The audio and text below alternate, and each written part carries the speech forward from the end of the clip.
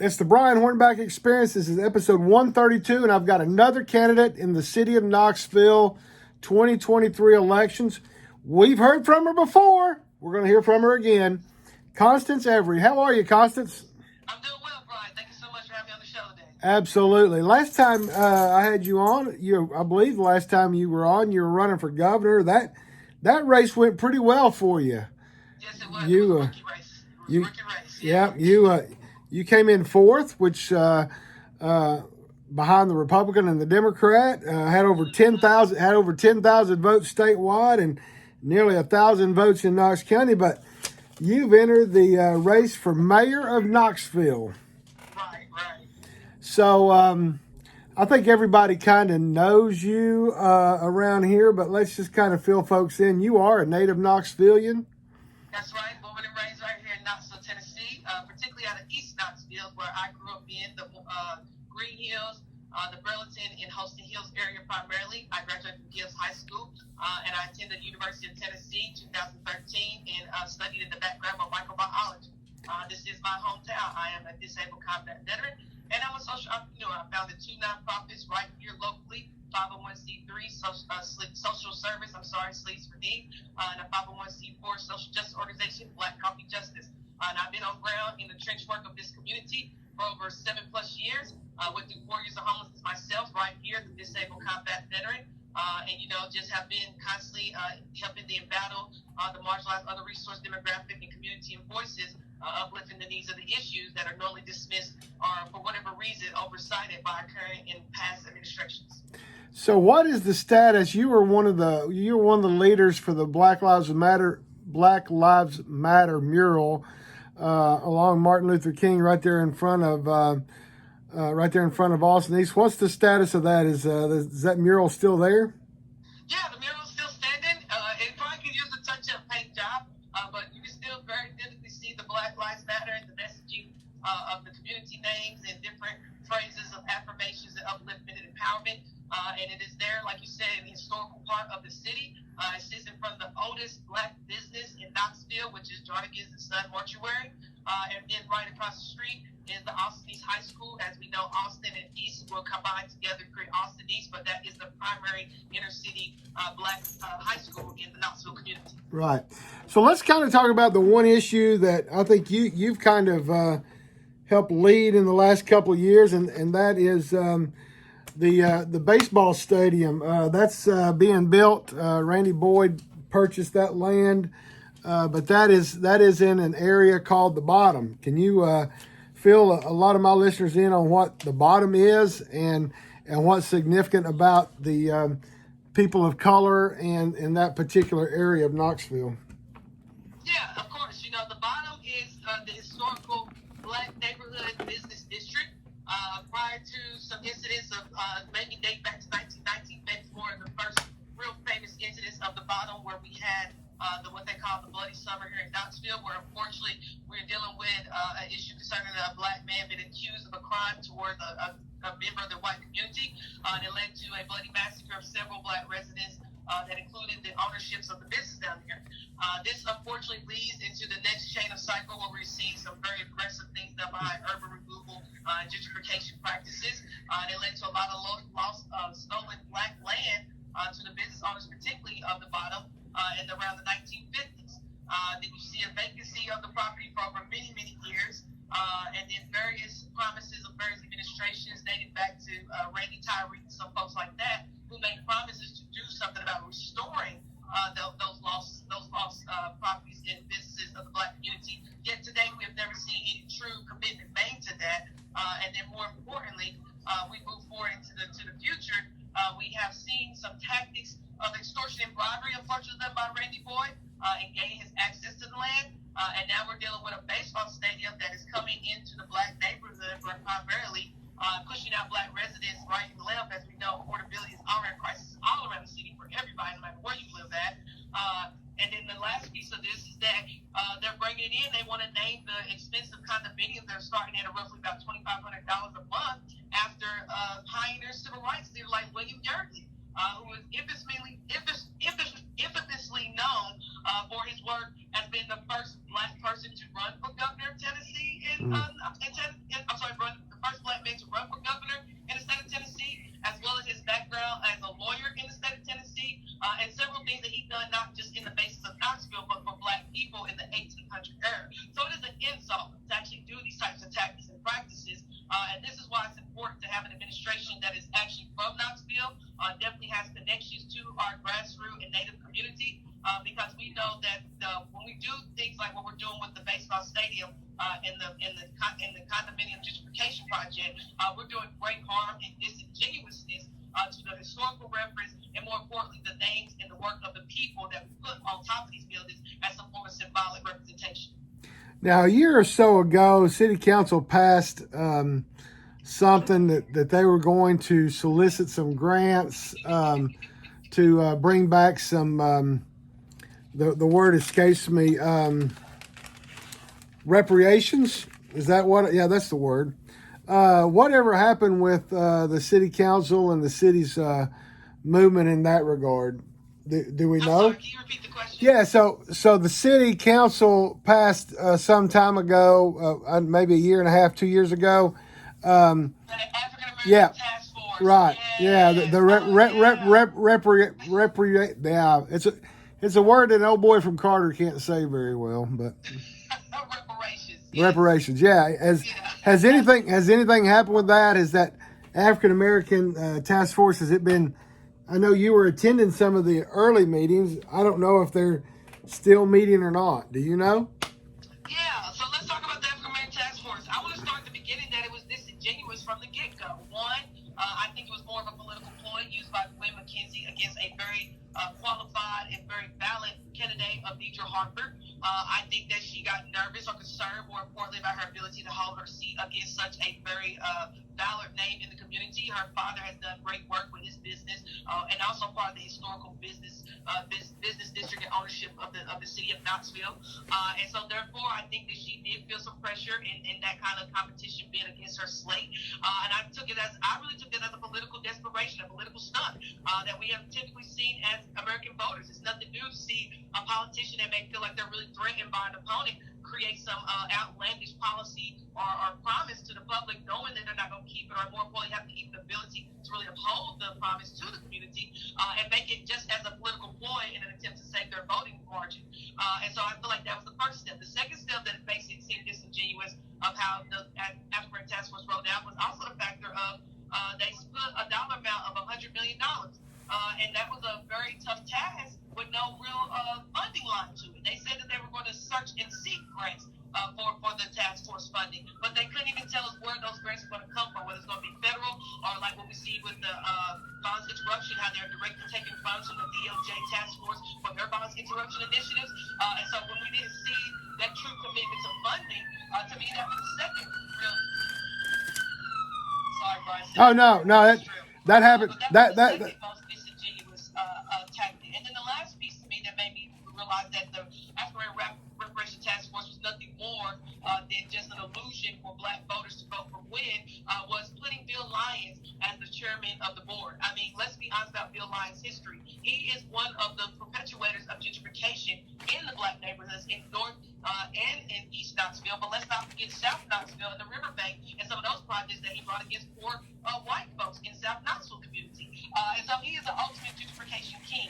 And so to see him as the chairman of the board was to me the final red flag that said that this African American Task Force was nothing more than a political stunt vote, and there was never any genuine backing behind really addressing the harms and the urban removals that were done to the black neighborhoods in Black Knoxville in our time frame of the city.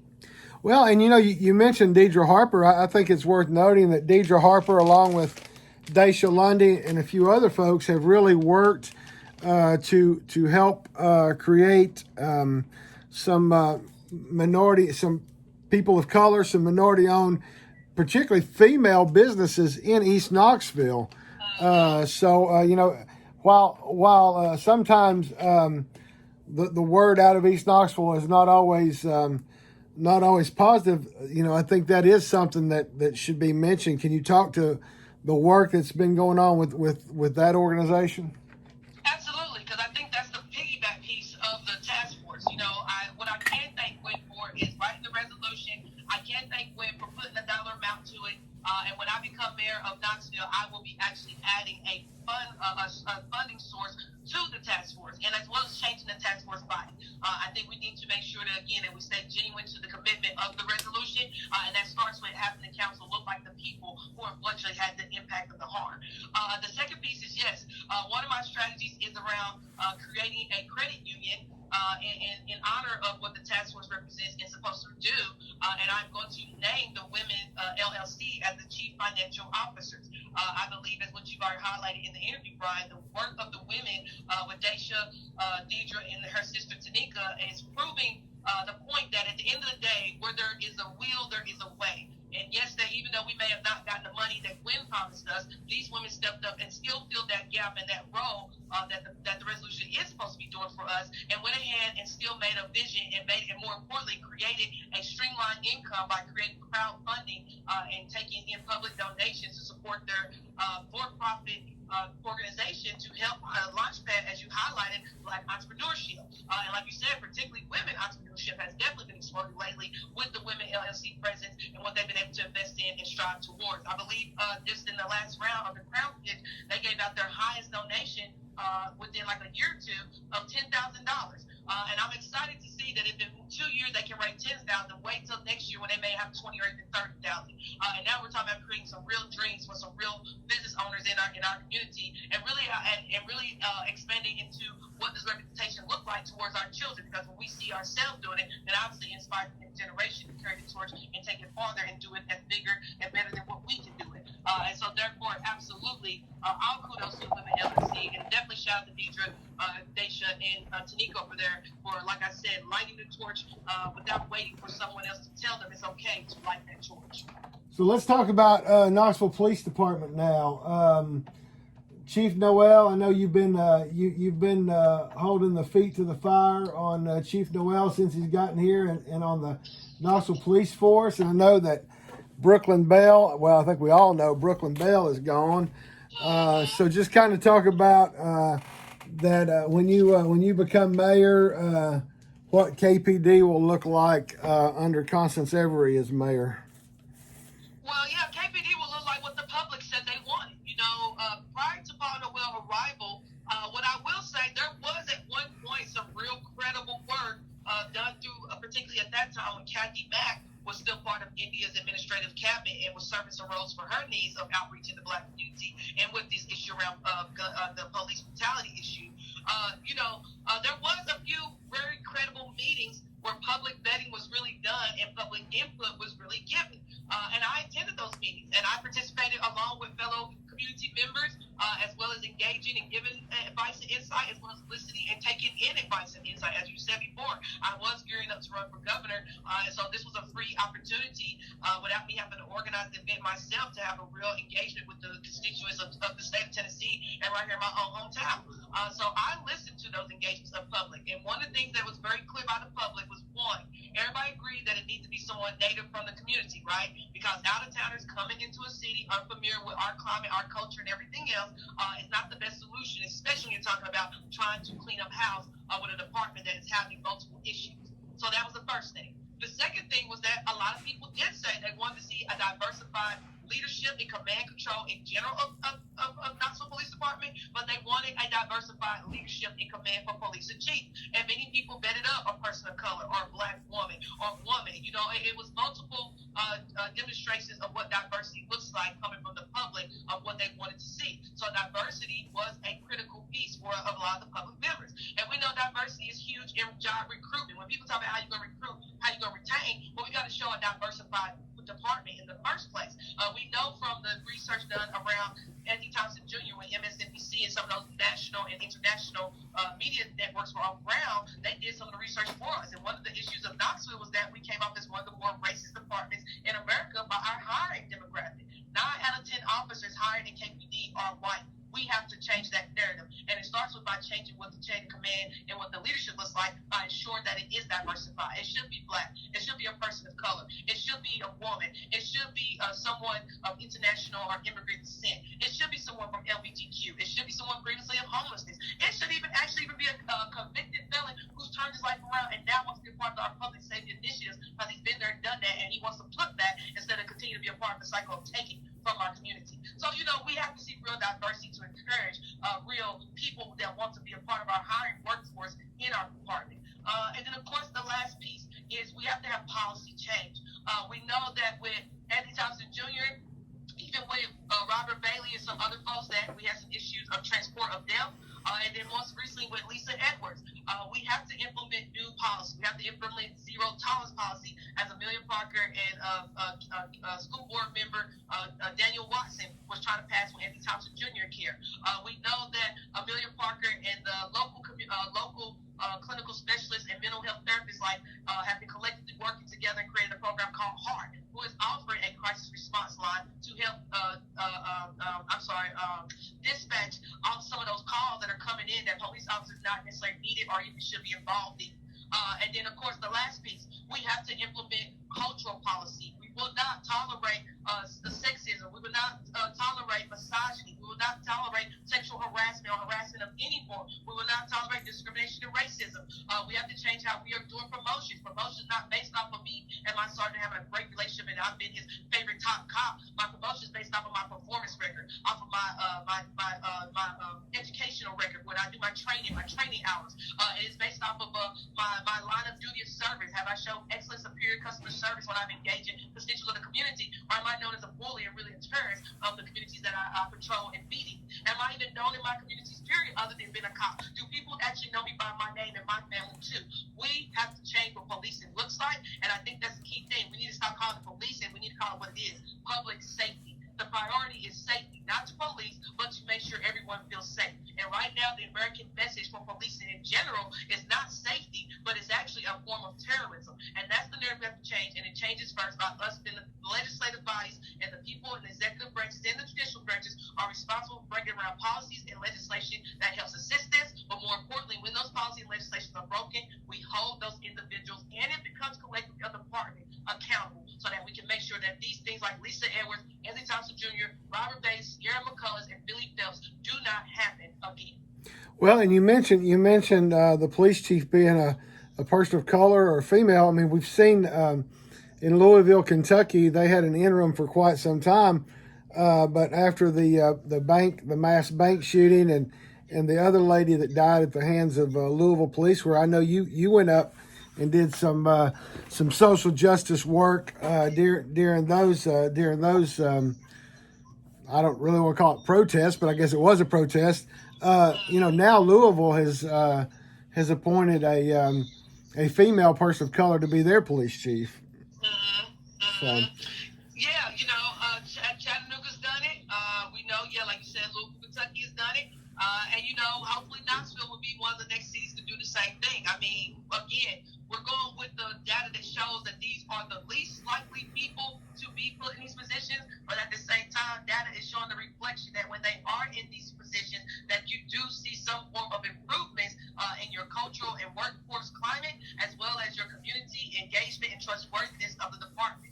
So again, this is still following the national and databases of best practices, and what, again, as I said before, the data shows and supports, as these are the alternatives or the methods that have shown the great success of change and the needed success of change that we're all looking for when we choose to make this type of changes, of metric of policy coming enforcing to your local legislations. Right. So we've talked about East Knoxville, we've talked about the baseball stadium, we've talked about KPD. What other big issues have you encountered as you've been out knocking on doors and talking to voters? And do you see that is either a challenge or an opportunity for the change that Constance Every will bring when she's elected mayor? Yeah, so the big one right now is the Tanglewood apartment situation. Oh yeah. Matter of fact, so this is being recorded and posted on. Matter of fact, I just saw that. We're doing this on the evening of July 31st. Channel 8 is the one I saw today, and I'm gonna do a follow up because I noticed that you and Andrew Beamer, the one of the candidates for municipal judge, were out there. So interestingly enough, Channel 8 on their story, I had seen where Registered Deeds Nick McBride writes an article about once a week about properties that have sold, and he wrote about Tanglewood. Apparently, Tanglewood Apartments sold for like $8 million, and then a day later sold for 10 point something million dollars. And so on a blog post, I will link to that story. But there was a press conference with the residents at Tanglewood where their rent's going up double because they got new owners. So go ahead and talk about that issue.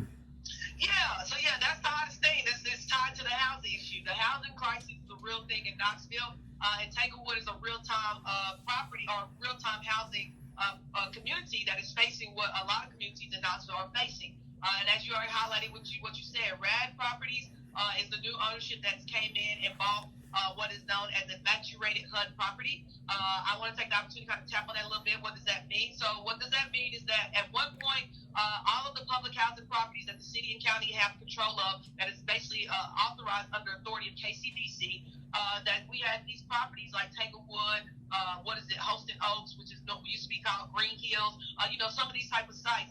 These were previously funded HUD properties, meaning that they were taking federal dollars to keep the upkeep, maintenance, service of the employees, etc., through the HUD funding dollars. What happens is what I brought up before is kind of maturation, because normally, if you ever read the clauses of the HUD funding, when a public municipality like Knoxville or Knox County takes that funding, the clauses clearly state that you have to keep the properties under a HUD, KCD, or public authority control for 25 years. And after the 25 years, which is the expiration of the HUD funding funding agreement between the city and the federal government, at that point, the city will have the opportunity to renew the HUD funding agreement and go back into maintaining their public properties, or B, which is known as the maturation part, they no longer required to receive or even reapply for those fundings, and then they have the option to sell or move in a different direction as the city and county as the primary controller, unless they sell it out to a private developer. So this is how you are seeing these public properties being sold away currently in Knoxville. And so now we're at another one, which is Tanglewood, which is a previously HUD operating control and funded site through KCDC, but it has maturated, and now they have seeked to sell it to RAD Properties. And what we have seen with these private developers, when they come in, the first thing they do is what? Jack the rent up. And they have been using the excuse of the market rate value for the current cost of living and the property values currently priced in Knoxville. And so what you've seen in Tanglewood is a community of fixed income members, whether it's elderly or veteran or whatever medical other issue, because there are some sick people out there too who are on fixed income due to disability, due to their medical issues. They are on these incomes and they are living in these properties literally because it meets the standards of their affordability of their income. And now that you have a property that claims things like being an ethical company, or being a company that considers its clients and tenants' needs, is actually being a contradiction to their own mission statement, because they are literally shoving these people out of their homes and giving them the ticket of $1,500 for some of the one-bedroom apartments, and in the upper ends of almost $2,200 for like the 2 and 3 bedroom apartments. And these people do not have that kind of cash nor that money to pay anywhere from $500 to even $1,000 more than their current rent. And so what I'm excited and proud to see is a community saying no, because at the end of the day, it always comes back down to the people in power. And this is why voting is so critical, because as I've been educating the Tanglewood community and their supporters, is that we got here because of who we've been voting for. State legislator makes a law where we can't even rent count as local municipalities. And that's because why? Because lobbyists in the real estate market have already gotten to our state legislators to get them to pass these type of laws. So again, voters, who did you vote for state legislator? And did you look at their background of who funds them, or who is their lobbyists that visit their offices often? That's the things that we got to do as voters. We got to be better educated on who we're calling to represent us, so that we don't find ourselves in these type of crises and we don't have nobody to call. Because here's my favorite part, Brian, is legal. Everything that's happened to Tanglewood is legal, by the way. I'm not even going to act like it's some illegal thing. But as we already know, just because something legal doesn't mean it's right. It definitely does not mean it's morally right at all. And so that's what we're seeing, a challenge to a particular clause in even our own state legislature that allows us to practice legally. But the reality is that when you see it in real time, and you see veterans and sick people getting put out of their homes, you do have to start questioning the state legislators who pass these type of policies. Are you sure you made this in good faith and consciousness of what is beneficial of the public, or did you do it what's in the best interest of your personal pocketbook or your campaign donations, particularly because a lobbyist paid you to do it? And to me, that's the real conversation that has to be had around Tanglewood, as well as what happened in Knoxville, but definitely towards the voting particular issue that we're facing, while you're even doing what you're doing now, which is helping to aware the vote. But this is why we have to vote, and we have to be careful and, more importantly, aware and educated who we vote for, because we could very well be voting ourselves into a death trap if we're not voting for people who are people conscious and people based, and instead we vote for people prioritize their checkbook over the needs of the people instead. Right. Well, before I let you go and let you get back out and knocking on doors, talk real briefly about what you talked about at the last city council meeting, which was about the affordability of housing in Knoxville. You talking about the last city council meeting? Yeah, last city council meeting. Thing. Yeah. So, I mean, again, tapping into just how policies impact. We're talking about RICO here. Everybody remembers the big RICO war, right? Right. Well, this is why RICO was important, because really what RICO was doing was allowing what we're dealing with right now with the public housing with Tanglewood, and how that's been allowed to move from public municipality control to now to private enterprise control. That was part of some of the RICO policies. We saw with what Seaman bringing in was basically taking single-family home and turning them into now duplexes to try to provide some affordable housing, particularly geared towards our elderly fixed-income members, which is not a bad thing, but this is why RICO needed a real digesting and real intersectionality of what the clauses and policies were said. And again, I have to give credit where credit is due, but only one council member, and we all know that one council member name, that always scrutinizes and raises these concerns. And instead of her voice being lifted up and heard, and more importantly appreciated for what she was bringing that was necessary about RICO and its evaluations that were needed, instead she was shunned and of course deemed the bad guy, or deemed the difficult one, because she's raising concerns of the community when we talk about things like RICO and duplex housing for the elderly, or for this matter with Tanglewood and affordable housing being a real reality for those fixed income members. So this still is tied to our RICO issue. We have to definitely go back and open up the book of RICO and really look at what previous administrations under Madeline O'Hara and currently Indian Canada have actually done, and more importantly, what we need to change so that we can secure affordable homes for our communities and especially our fixed income members, but more importantly, keep a fair housing market so that people who are renters that want to be homeowners can really actually afford to be homeowners. Keep these developers from out of town running into our city and buying up everything they can because they can buy cash money up front, versus someone who may need to go through the loan process, but they still have an opportunity to get that house before the developer gets to buy it first.